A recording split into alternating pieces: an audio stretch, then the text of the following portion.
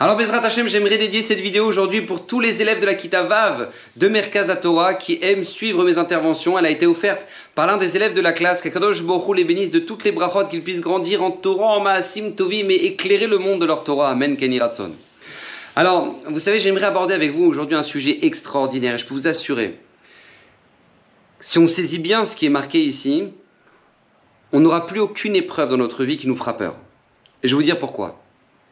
Le Rambam, dans Ilchot Melachim, nous dit lorsque l'homme Israël part en guerre, qu'ils veulent par exemple attaquer une ville, nous dit le Rambam, et c'est une halakha, on ne doit pas complètement encercler la ville. On doit encercler aux 3/4 la ville. Pourquoi? Pour laisser aux habitants la possibilité de pouvoir fuir. Et le Rav Pinkus prend cette halakha et dit, mais pourquoi? C'est quoi le sens de cette halakha? Nous dit le Rav Pinkus pourquoi?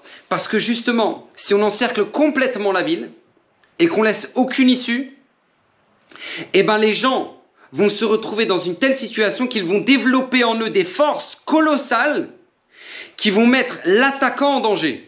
Parce qu'ils vont se dire, puisqu'on n'a plus d'issue, on va se battre jusqu'au bout. Et ils vont mettre l'attaquant en danger. Et nous dit le Rav Pinkus, c'est une leçon de vie extraordinaire pour nous. Extraordinaire pour nous. Parce qu'il nous arrive dans notre vie de vivre des situations où on se dit mais c'est sans issue.